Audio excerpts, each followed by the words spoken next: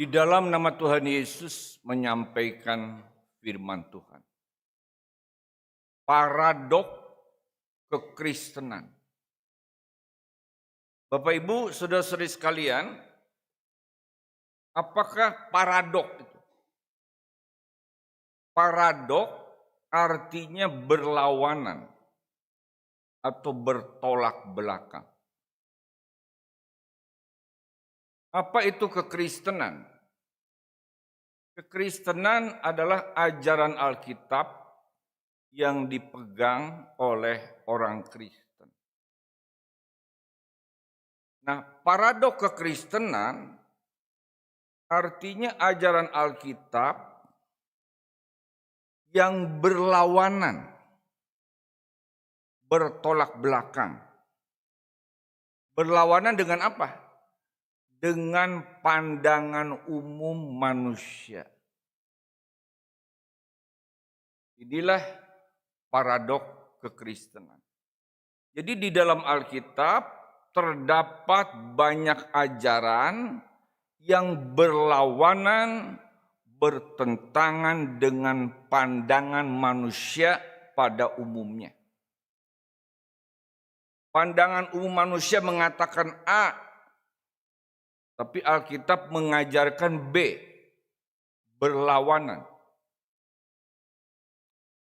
Mungkin Bapak Ibu bertanya, kenapa ajaran Alkitab banyak bertentangan, berlawanan dengan pandangan umum manusia? Karena pandangan umum manusia itu bersifat duniawi. Sedang ajaran Alkitab yang berasal dari Allah itu bersifat rohani. Maka itu berlawanan, bertentangan. Kita lihat 1 Korintus pasal 2 ayat 13, 14. 1 Korintus pasal 2 ayat 13, 14. 13, dan karena kami menafsirkan hal-hal rohani kepada mereka yang mempunyai roh, kami berkata-kata tentang karunia-karunia Allah dengan perkataan yang bukan diajarkan kepada kami oleh hikmat manusia, tetapi oleh roh. 14, perhatikan. Tetapi manusia duniawi tidak menerima, menolak apa yang berasal dari roh Allah. Karena hal itu baginya adalah suatu kebodohan dan ia tidak dapat memahaminya, sebab hal itu hanya dapat dinilai secara rohani. Rasul Paulus mengatakan bahwa para rasul itu menafsirkan atau menjelaskan hal-hal rohani kepada umat Tuhan yang memiliki Roh Kudus. Jadi rasul-rasul itu menyampaikan perkataan tentang karunia Allah sebagaimana diajarkan oleh Roh Kudus.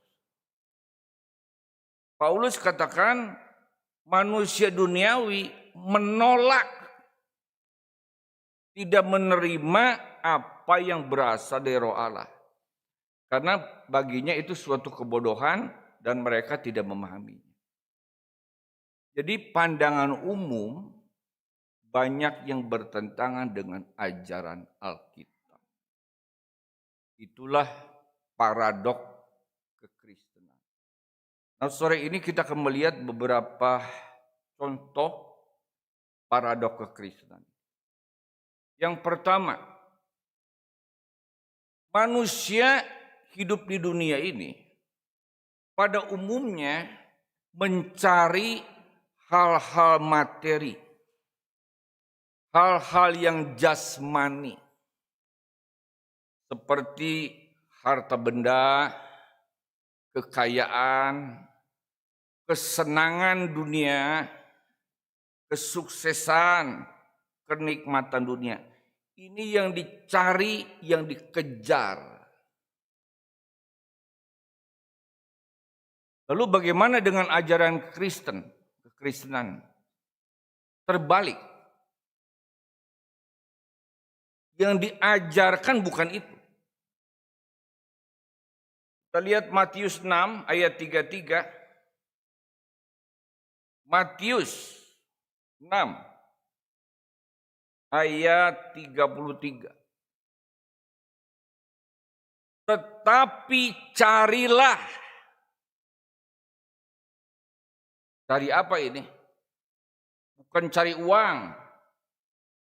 Bukan cari emas, perak, cari kesenangan, kenikmatan, harta, bukan. Carilah dahulu kerajaan Allah dan kebenarannya. Maka semuanya itu akan ditambahkan kepadamu. Alkitab mengajarkan cari dulu kerajaan Allah dan kebenarannya. Bukan cari kesenangan, kenikmatan, harta benda. Bukan itu. Utamakan ini dulu. Maka terbalik. Jadi yang harus diutamakan itu bukan hal-hal jasmani, tapi rohani. Mencari kerajaan Allah dan kebenarannya. Apa itu mencari kerajaan Allah? Cari Tuhan. Tuhan nomor satu. Jadi utamakan Tuhan dulu dalam hidup nomor satu. Itu telah berarti mencari kerajaan Allah.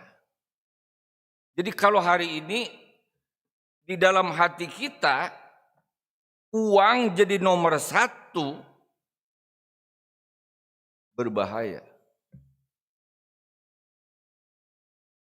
Tuhan harus nomor satu. Yang utama. Kalau Tuhan jadi nomor satu di dalam hati kita, dia jadi raja, maka telah mencari kerajaan Allah. Maka dalam hidup kita harus menomorsatukan Tuhan. Cari kebenarannya. Kebenarannya adalah firman-Nya. Jadi mencari kebenarannya itu sesungguhnya melakukan firman Tuhan. Jadi nomor satukan Tuhan lebih dulu dan lakukan firman. Maka akan ditambahkan kepadamu, akan diberkati. Inilah kebenarannya. Karena itu kita harus introspeksi. Kita utamakan ibadah Sabat tidak? Atau jalan-jalan, senang-senang. Pada hari Sabat senang, jalan sini mau kemana. Tidak nguduskan Sabat. Kalau cari kerajaan Allah harus kuduskan hari Sabat. Bukan hari Sabat jalan-jalan. Utamakan KKR atau tidak? Ada KKR. Gak mau ikut. Mending senang-senang, jalan-jalan, memuaskan diri. Utamakan pelayanan tidak? Atau pekerjaan sendiri, sibuk. Kalau kita utamakan pelayanan, utamakan ibadah Sabat, utamakan KKR, berarti sudah mencari kerajaan Allah dan kebenarannya. Maka berlawanan. Yang kedua,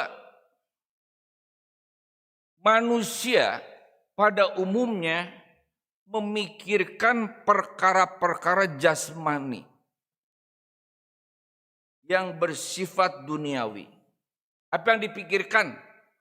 Uangnya, hartanya, depositonya, perusahaannya, perhiasannya, permatanya, perusahaannya, mobilnya, semua dipikirkan itu. Pikirannya ke situ. Bagaimana ajaran Alkitab? Berlawanan. Kolose 2 ayat 1 dan 2. Kolose 2. Karena itu kalau kamu dibangkitkan bersama dengan Kristus, carilah perkara di atas. Yang di atas itu yang rohani. Di mana Kristus ada, duduk di sebelah kanan Allah. 2. Pikirkanlah perkara yang di atas, bukan yang di bumi. Ini ajaran Alkitab. Maka itu kita harus banyak memikirkan perkara di atas. Perkara rohani. Bukan terus-terus ke bawah. Jadi pikirannya ke atas. Bagaimana supaya Injil ini bisa tersebar? Bagaimana supaya banyak orang diselamatkan? Ke atas. Bagaimana pelayanan saya kepada Tuhan? Bagaimana gereja supaya maju? Kalau guru agama, bagaimana murid-murid ini supaya rajin, takut pada Tuhan, perkembangan murid. Memikirkan bagaimana supaya gereja ini maju.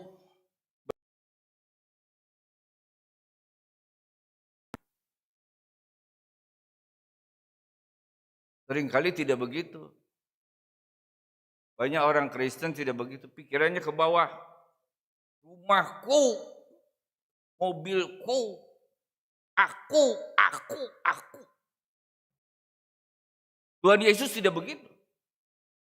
Tuhan Yesus pikirannya ke atas. Dia memikirkan Bapa, rumah Bapa, pemberitaan Injil, mengajar murid-murid, rohani. Karena itu kita memikirkan perkara-perkara rohani. 2 Korintus 4 ayat 18. 2 Korintus 4 ayat 18. Ini perkataan Rasul Paulus. Sebab kami tidak memperhatikan yang kelihatan. Yang kelihatan itu yang jasmani, yang materi kelihatan. Melainkan yang tidak kelihatan. Yang tidak kelihatan itu yang rohani. Yang kelihatan, yang jasmani materi itu sementara. Bisa musnah, bisa hilang, bisa lenyap, bisa hancur.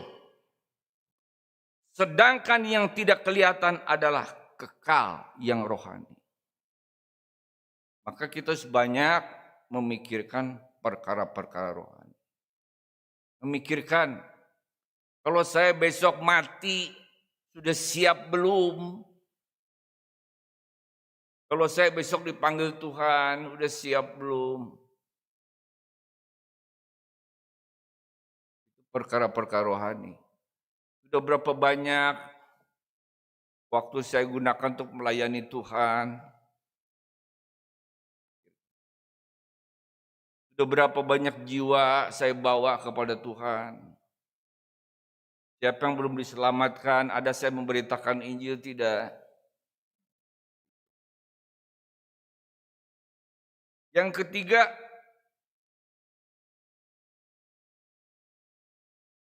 manusia itu membutuhkan harta benda. Butuh uang, butuh barang. Karena itu manusia suka mengumpulkan harta kekayaan di dunia ini. Karena dengan harta kekayaan bisa melakukan banyak hal.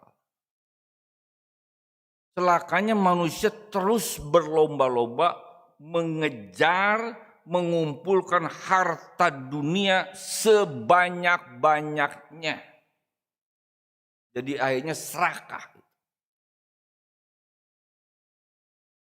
Tetapi bagaimana ajaran Alkitab berlawanan?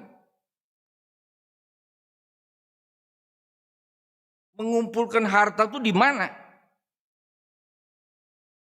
Matius 6 ayat 19 sampai 20. Matius 6 ayat 19 sampai 20. 19, janganlah kamu mengumpulkan harta di bumi. Jadi secukupnya aja. Sebab kalau dikumpul-kumpul, udah kumpul nih. Banyak. Dia mati. Selesai sudah. Itu harta nggak bisa apa-apa. Jangan mengumpulkan harta di bumi. Jadi secukupnya aja kita. Sekarang harta banyak nggak bisa dibawa mati itu. Ketika seseorang meninggal nggak bawa apa-apa, nggak bisa dibawa. Apa mau dibawa itu emas ke dalam peti mati, uang, nggak bisa. Berbahaya malah itu. Jadi secukupnya aja. Jadi jangan terus kumpulin sebanyak-banyak. Nanti itu juga bisa jadi masalah tuh. Orang yang kebanyakan harta, begitu meninggal itu turunannya ribut. Waduh, jadi pengadilan segala macam. Banyak terjadi itu. Kenapa? Itu harta kebanyakan berebut. Ini saya punya loh. Gugat-menggugat. Jadi masalah. Janganlah kamu mengumpulkan harta di bumi. Di bumi ngengat dan karat merusakannya dan pencuri membongkar serta mencurinya. 20. Tetapi kumpulkanlah bagimu harta di sorga. Di sorga ngengat dan karat tidak merusakannya dan pencuri tidak membongkar serta mencurinya. 21. Karena di mana hartamu berada, di situ juga hatimu berada.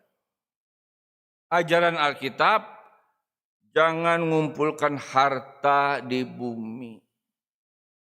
Kumpulkan harta di sorga.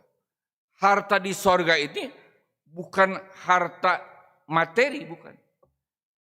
Itu harta rohani.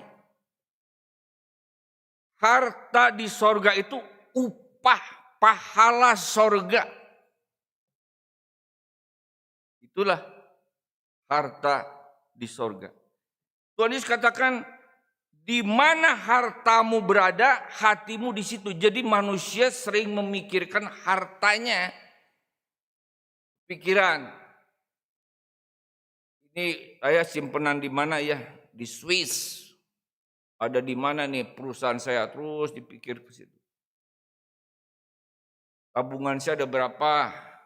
Terus mikir. Aduh, saya punya perhiasan berlian ada di sana. Suka mikirin gitu. Permata segala macam. Kenapa di sini dikatakan di bumi ngengat? Ngengat itu sejenis serangga yang merusak harta benda milik manusia. Jadi artinya harta benda itu bisa rusak. Bisa musnah, bisa hancur, bisa lenyap. Karat. Karat ini korosi atau oksidasi suatu logam. Kenapa Tuhan Yesus katakan karat? Karena pada zaman itu uang tidak ada uang kertas, uang logam. Uang logam kalau disimpan bisa berkarat. Kalau sudah berkarat tidak laku, hancur. Maka dikatakan karat. Jadi karat ini menunjukkan waktu itu uang logam yang bisa berkarat. Ada orang kumpulkan uang, karatan. Lalu ada pencuri. Pencuri membongkar. Barangnya jadi rusak, dibongkar. Lalu dicuri, jadi hilang. kecurian. Jadi maksudnya ini, harta benda materi di dunia ini tidak kekal. Bisa rusak, berubah, hancur, musnah, hilang. Bukan hanya itu, kelak pada akhir zaman, kiamat, semua materi di dunia ini akan musnah. 1 Petrus 3 ayat 10. 1 Petrus 3 ayat 10. Tetapi hari Tuhan akan tiba seperti pencuri. Pada hari itu langit akan lenyap dengan gemuruh yang dahsyat dan unsur-unsur dunia akan hangus dalam nyala api. Dan bumi dan segala yang ada di atasnya akan hilang lenyap. 11. Jadi jika segala sesuatu ini akan hancur secara demikian, betapa suci dan salehnya kamu harus hidup. 12. Itu kamu yang menantikan dan mempercepat kedatangan hari Allah. Pada hari itu langit akan binasa dalam api dan unsur-unsur dunia akan hangus karena nyalanya. 13. Tetapi sesuai dengan janjinya, kita menantikan langit yang baru dan bumi yang baru di mana terdapat kebenaran. Maka itu secukupnya saja. Jangan seperti orang dunia. Wah, terus kumpulkan sebanyak-banyaknya. Makin kaya terus. Secukupnya. Manusia perlu uang, perlu harta. Secukupnya. Sebab itu tidak kekal. Suatu hari ada seorang, dia punya lemari besi, tempat simpan perhiasan uang begitu. Jadi uangnya itu yang gepokan, dia taruh di lemari besi. Katanya tahan api, tahan air, aman. Jadi uang dia taruh di situ. Nah, suatu hari terjadi kebakaran. Itu lemari besi juga terbakar juga. Jadi setelah itu selesai kebakaran, jadi saudara ini buka lemari besi itu, dilihat, uangnya masih ada, utuh. Tapi begitu dipegang, kayak kerupuk. Wah, hancur. Itu uang nggak bisa lagi sudah. Jadi pegang. Ini kena terlalu panas, kelamaan. Jadi lemari besi itu juga nggak kuat juga. Karena saking panas nggak kuat. Itu uang yang disimpan hancur juga. Ada uangnya tapi rapuh, nggak bisa juga. Ada seorang kaya,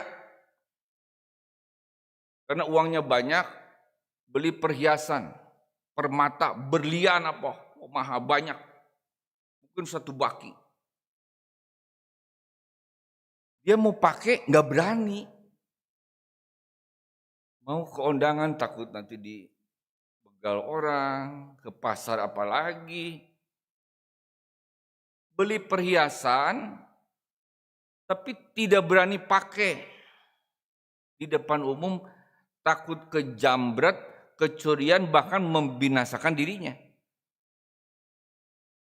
Jadi perhiasan itu dia simpan di lemari khusus. Lalu bagaimana ini menikmati perhiasan ini? Jadi dia ingat perhiasan, dikeluarin, dilihat, oh ini berlian saya nih. Waduh, simpen lagi. Ingat lagi, ambil lagi. Waduh, ini berlian saya nih. Diliatin. Waduh, luar biasa ya. Hanya begitu. Untuk apa? Untuk apa? Beli perhiasan hanya begitu? Perhiasan itu tuh dipakai. Tapi kalau dia tidak berani pakai, untuk apa beli banyak? Pakailah imitasi. Banyak tuh imitasi. Pencuri ya nggak mau. Jadi hanya begitu doang dilihat. Apa cukup ini mata? Aduh bagus ya. Simpen lagi. Diapik-apik. Dilihat lagi. Hanya begitu. Dan itu saya pikir, aduh berlianku. Berlianku ambil lagi. Untuk apa yang begitu? Nah bagaimana cara mengumpulkan harta ini? Harta di sorga ini. Alkitab ada ajarkan. Ini terutama bagi orang-orang yang kaya secara materi. 1 Timotius 6 ayat 17 sampai 19. 1 Timotius 6 ayat 17 sampai 19. 17. Peringatkanlah kepada orang-orang kaya di dunia ini agar mereka jangan tinggi hati dan jangan berharap pada sesuatu yang tak tentu seperti kekayaan. Kekayaan ini nggak tentu. Bisa bertambah, bisa berkurang, bisa musnah, bisa hilang, bisa lenyap. Melainkan kepada Allah. Kerajaan Allah, cari kerajaan Allah. Yang dalam kekayaannya memberikan kepada kita segala sesuatu untuk dinikmati. 19. Peringatkanlah agar mereka itu berbuat baik, menjadi kaya dalam kebajikan, suka memberi dan membagi. 19. Dan dengan demikian mengumpulkan suatu harta rohani sebagai dasar yang baik bagi dirinya di waktu yang akan datang untuk mencapai hidup yang sebenarnya. Alkitab mengajarkan, ingatkan kepada orang-orang kaya, jangan tinggi hati. Jangan merasa saya banyak harta, jadi tinggi hati. Jangan berharap kepada kekayaan yang tidak tentu. Bisa musnah, bisa hilang, bisa lenyap. Harus berbuat baik dengan kekayaan. Suka memberi, suka membagi. Dengan demikian mengumpulkan harta rohani di sorga. Jadi di dunia ini berbuat baik dengan kekayaan, itu berarti mengumpulkan harta di sorga. Maka banyaklah berbuat baik dengan kekayaannya. Sebab uang itu terus mengalir. Uang itu nggak tentu. Sekarang kita pegang uang, dibelanjakan, pindah itu uang. Nanti kita masuk lagi, masuk ke sini, berputar-putar itu uang, dibelanjakan, nanti putar lagi datang. Terus, seperti air itu.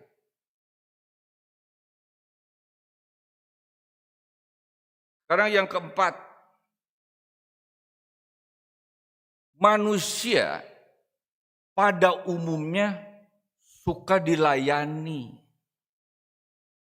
ingin dilayani, suka diperhatikan, supaya terlihat lebih berkuasa, lebih tinggi, lebih terhormat, lebih di atas. Tetapi kekristenan tidak demikian. Harus melayani, bukan dilayani. Jadi jangan terus-terus ingin dilayani.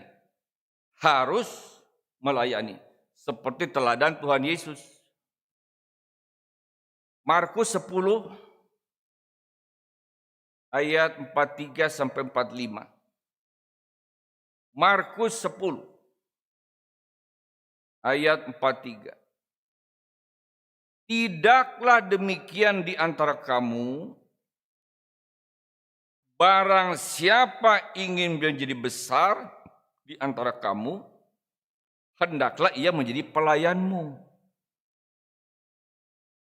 44, dan barang siapa ingin menjadi yang terkemuka di antara kamu, hendaklah ia menjadi hamba untuk semuanya.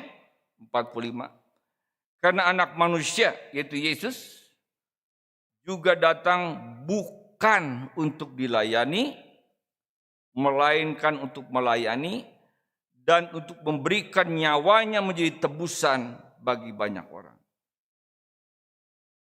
Orang yang ingin terus-menerus dilayani menunjukkan orang itu rapuh, lemah, kekanak-kanakan, seperti bayi. Kalau bayi kan harus dilayani. Makan harus dilayani, itu bayi. Minum dilayani, mandi, semua itu dilayani bayi itu. Gak bisa. Jadi kalau umat Kristen terus-terus ingin dilayani, itu berartinya rohaninya kanak-kanak. Jadi kanak-kanaklah yang harus dilayani. Kalau sudah dewasa, dia harus malah melayani. Tuhan Yesus memberi teladan, dia datang ke dalam dunia, dia tidak minta dilayani, melainkan melayani. Maka harus melayani, bukan dilayani. Maka kita sebagai jemaat, makin lama jangan terus, kenapa saya di gereja nggak ada yang perhatiin saya ya? Nggak ada yang layani saya, nggak ada yang nyambut saya. Kita harus melayani justru. Bukan ingin terus-terus, kalau jemaat baru ya, itu ada perlu diperhatikan. Kalau sudah lama, jangan seperti kanak-kanak. Bapak Ibu sekalian, kebenaran melayani ini harus melayani diterapkan dalam kehidupan masyarakat. Dari mana? Dari Alkitab. Sekarang ini banyak perusahaan menyadari perusahaan harus mengutamakan pelayanan kepada masyarakat, maka perusahaannya akan maju. Ini perusahaan bagus nih, dia pelayanannya kepada masyarakat. Maju perusahaan. Ada sebuah bank tertulis slogan, melayani dengan hati. Kok bisa ada? Itu dari Alkitab. Kebenaran itu. Bapak Ibu tahu mesin ATM itu melayani itu 24 jam. Saya butuh uang dilayani, mau transfer 24 jam dilayani itu mesin itu. Mau kapan? Sekarang dilayani. Jadi mesin ATM ini menerapkan kebenaran melayani 24 jam. Bahkan sekarang banyak juga ya, makanan minuman juga pakai mesin. Saya mau beli minuman itu tuh, masukin ya uang, pencet keluar. Saya pengen itu, masukkan uang, keluar. Melayani, nggak perlu orang, nggak perlu. Ada juga sekarang bahan bakar, isi bahan bakar nggak ada petugas. Bagaimana? Ya masukkan uang aja di situ, pincil sendiri, isi sendiri. Bisa melayani. Itu dari Alkitab kan. Kebenaran itu. Sekarang mau cetak buku tabungan, nggak perlu ke teller itu. Ada mesinnya, masukin cepet, ngeprint sendiri. Aduh, bisa melayani nih. Itu mesin bisa cetak buku. Nanti makin canggih lagi ya perkembangan ini, melayani ini. Jadi kita banyak melayani, bukan terus-terus ingin dilayani. Jadi Bapak Ibu yang sudah lama, jangan merasa kenapa saya di gereja nggak dilayani. Harus melayani. Kalau begitu kita masih kanak-kanak, bayi. Yang kelima, manusia umumnya suka senang menerima pemberian dari orang lain. Senang, bahagia. Tetapi kekristenan, ajaran Tuhan Yesus terbalik malah.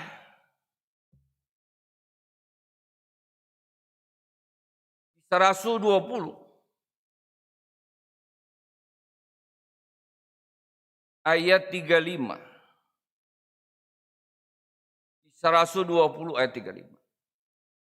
Dalam segala sesuatu telah kuberikan contoh kepada kamu, bahwa dengan bekerja demikian kita harus membantu orang-orang yang lemah dan harus mengingat perkataan Tuhan Yesus, sebab ia sendiri telah mengatakan, adalah lebih berbahagia memberi daripada terima. Terima bahagia. Tapi ini lebih bahagia memberi. Ajarannya seperti itu. Jadi harus utamakan memberinya, bukan terus-terus ingin menerima. Jadi menerima pemberian sesuatu dari orang lain bisa membuat bahagia, tapi lebih berbahagia lagi bisa memberi kepada orang lain. Orang yang terus-menerus ingin dapat sesuatu pemberian dari orang lain menunjukkan orang itu berkekurangan.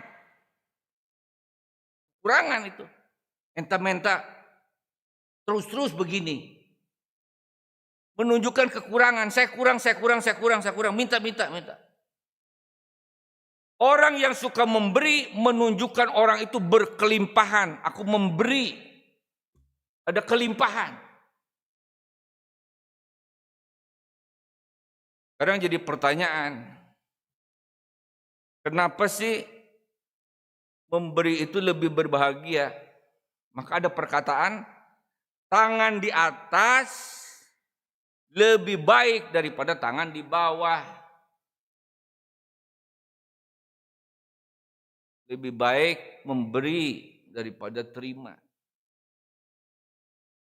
Kenapa demikian? Sebab orang yang suka memberi akan dapat balasan dari Tuhan. Amsal 19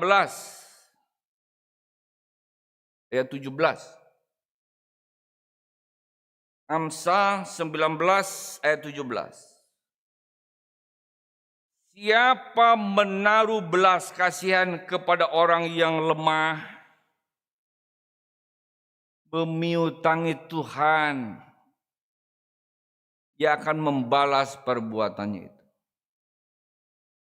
Orang yang lemah itu yang seperti apa? Mungkin dia kekurangan harta buat makan juga susah. Ini orang lemah. Kehidupan. Orang miskin. Ya, banyak hal nih.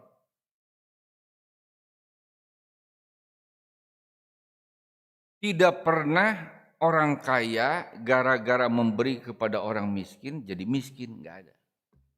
Ya. Jadi jangan, kalau nanti banyak ngasih jadi kekurangan. Enggak. Tidak begitu. Ini Alkitab katakan. Amsal 11 ayat 24-25. Amsal 11 ayat 24-25. Ada yang menyebar harta, itu berbuat baik dengan kekayaannya, tetapi bertambah kaya. Tuh. Ada yang menghemat secara luar biasa. Ini sangat hemat. Kelewatan ini. namun selalu berkekurangan. 25. Siapa banyak memberi berkat, diberi kelimpahan. Siapa memberi minum, ia sendiri akan diberi minum. Jadi tidak pernah orang kaya, aduh gara-gara bantu orang miskin, aku jadi miskin. Tidak. Malah berkelimpahan. Ini kata Alkitab. Jadi ada orang kaya yang dia berbuat baik dengan kekayaannya, tambah berkelimpahan, bertambah kaya. Karena yang diberikan itu seperberapanya sih. Seperberapanya, emang bantu orang miskin jadi miskin.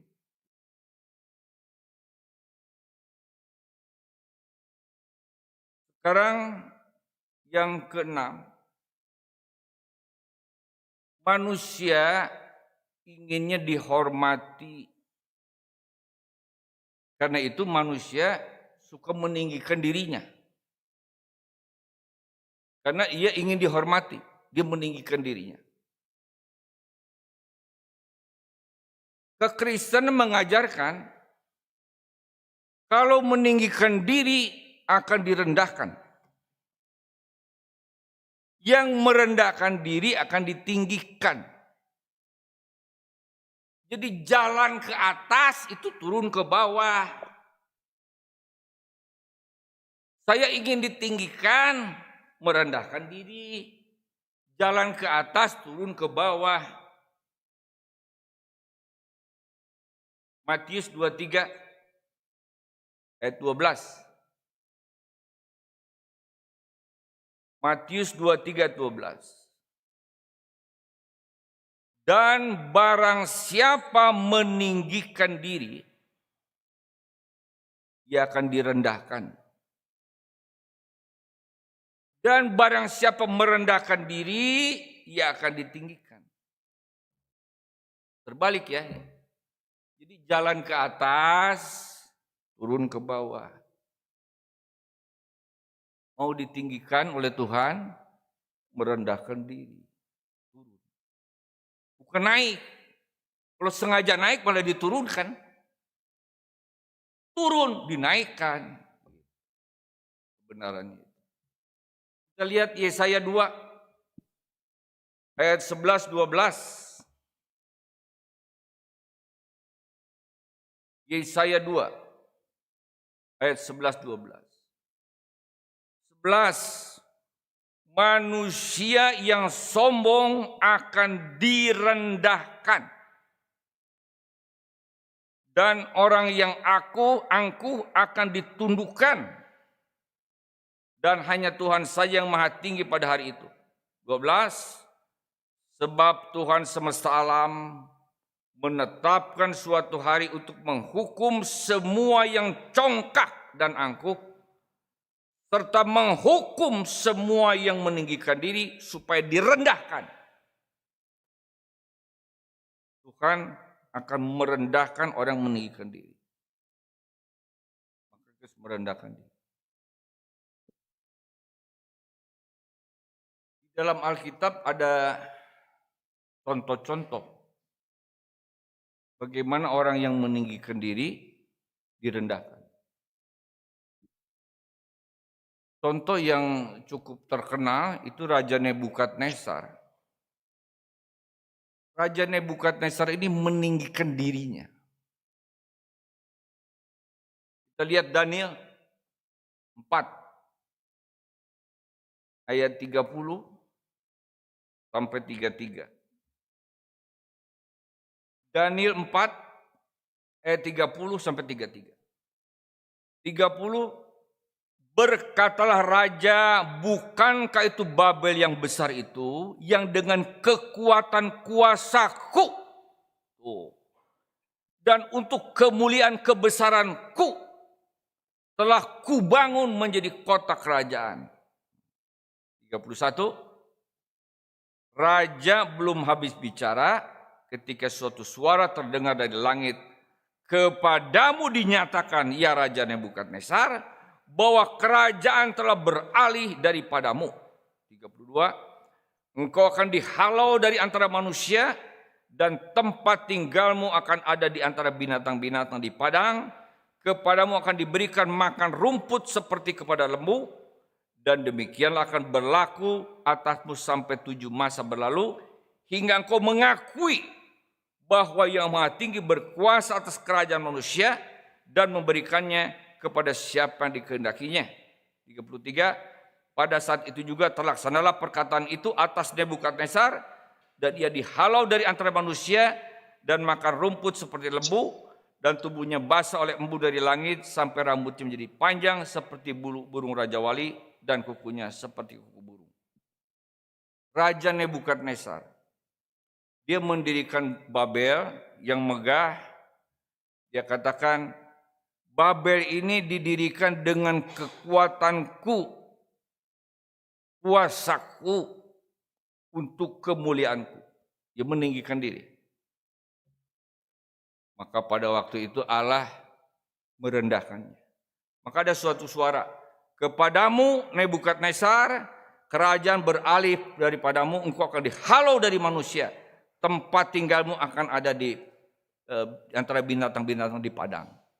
Jadi setelah itu Raja Nebukadnezar jadi gila. Dia pergi ke padang. Di padang dia makan rumput seperti lembu, ya. Kukunya juga panjang seperti kuku burung, seperti hewan. Jadi gila. Sampai 7 masa yang ditentukan Tuhan. Nah, setelah masanya selesai, dia sadar kembali, dia merendahkan diri, dia memuji Allah, maka dipulihkan. Dia kembali ke istana, diterima lagi oleh pegawai-pegawainya, bawahannya, dia kembali jadi raja.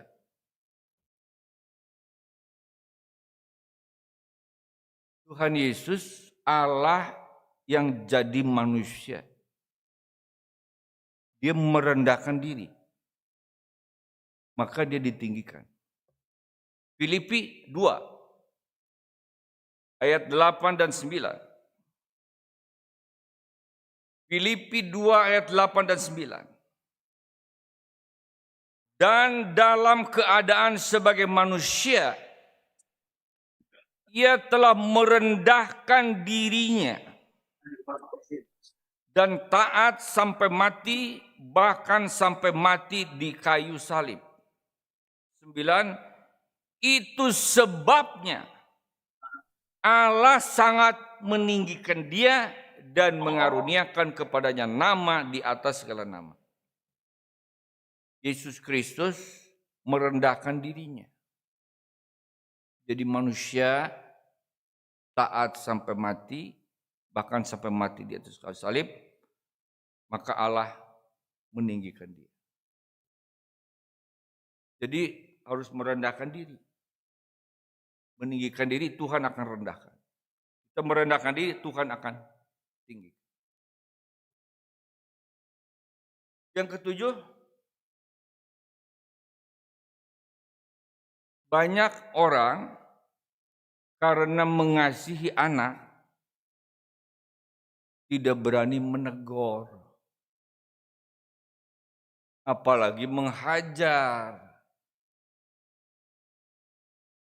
Jadi ada orang-orang tua seperti ini, anaknya salah, tidak benar, tidak berani tegur, apalagi hajar. Bagaimana Alkitab? Kalau mengasihi itu akan ditegur, dihajar. Malah begitu. Justru yang dikasih itu ditegur, dihajar. Kalau salah. Wahyu 3:19. Wahyu 3:19. Barang siapa kukasihi, dikasihi Tuhan, ia kutegor. Kenapa ditegur? Ada salah pasti. Dan kuhajar. Kalau ditegur nggak bisa, dihajar. Tegur dulu. Udah ditegur, nggak bisa, hajar. Sebab itu relakan hatimu dan bertobat. Tuhan mengasihi umatnya. Kalau salah, tegur. Banyak macam teguran Tuhan. Ditegur nggak sadar, hajar.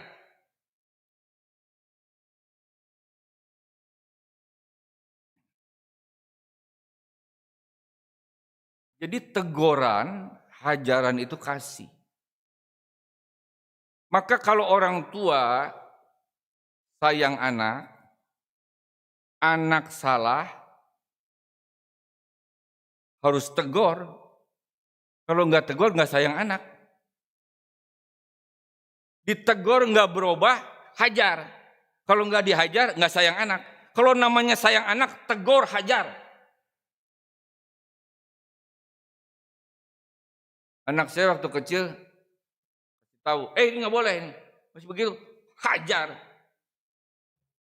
Dia nangis, tapi berubah. Anak saya pernah pukul.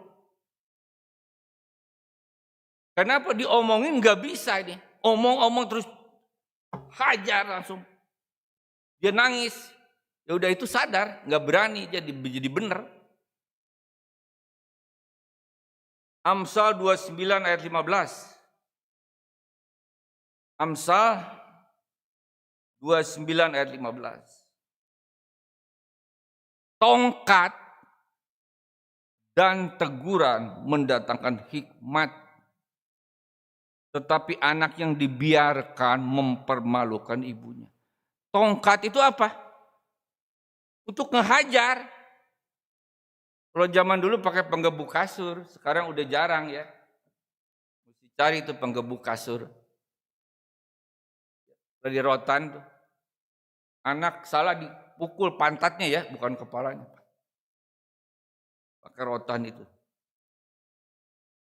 Tegur dan tongkat. Jadi ini tongkat hajaran dan teguran, perkataan hajaran mendatangkan hikmat. Jadi ditegur dulu. Ditegur nggak berubah, hajar. Dibiarin malah mencelakakan akhirnya. Jadi kalau sayang anak, benar-benar sayang anak itu salah, tegurlah, hajar. Kalau nggak bisa. Ini kata Alkitab, bukan kata pendeta ya. Bapak Ibu sekalian, karena waktu yang terbatas, firman Tuhan sampai di sini.